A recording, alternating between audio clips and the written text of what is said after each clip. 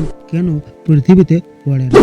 প্রতিদিন আমরা দেখি আকাশে ঝুলে আছে এক বিশাল গোলক, আর ওটাই হলো আমাদের চাঁদ। কিন্তু একটা প্রশ্ন কি কখনো ভেবেছো, যদি পৃথিবীর মহাকর্ষ শক্তি সব কিছু টেনে নেয়, তাহলে চাঁদ কেন পৃথিবীতে পড়ে না?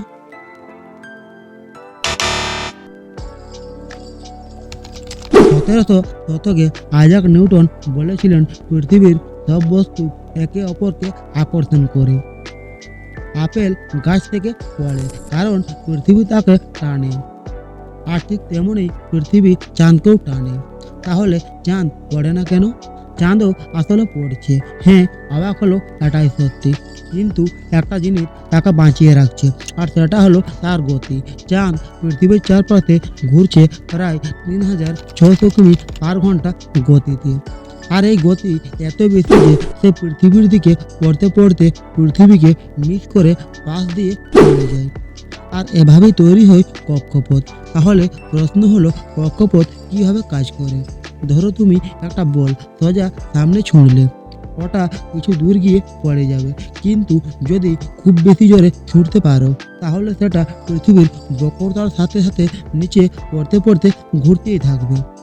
আর এই ধারণায় প্রথম কল্পনা করেছিলেন আইজাক নিউটন।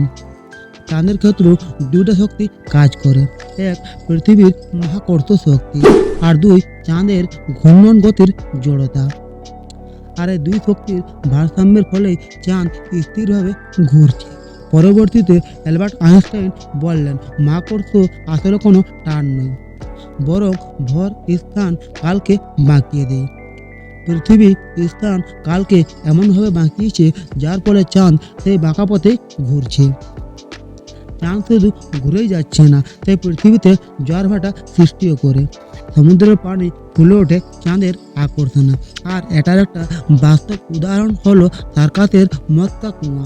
কারণ একসময় মনে হয় হয়তো গাড়িটা পড়ে যাবে, বাট গাড়িটা পড়ে না, কারণ গাড়িটার স্পিড এতই বেশি থাকে যেটা তাকে টেনে রাখে, আর তাই নিচের দিকে পড়তেই দেয় না। ঠিক সেই মতো চাঁদের স্পিড এতই বেশি যে চাঁদ নিচের দিকে না পড়ে ঘুরেই চলেছে, আর তাই চাঁদ নিচের দিকে পড়তে পারে না। কিন্তু এখন প্রশ্ন হলো, যদি হঠাৎ চাঁদের গতি কমে যায়, যদি চাঁদ থেমে যায়, তাহলে তো সত্যি পৃথিবীতে পড়ে যাবে। কিন্তু চিন্তা করো না, এটা ঘটার সম্ভাবনা এখনও নেই, কারণ চাঁদ পড়ে না, সে একসাথে পড়ছে এবং ঘুরছে। মহাকর্ষ আর গতির ভারসাম্য তাকে আকাশে ধরে রেখেছে। আমরা যখন আকাশের দিকে তাকাই, তখন আসলে এক নিখুঁত বৈজ্ঞানিক নৃত্য দেখছি, পৃথিবী আর চাঁদের।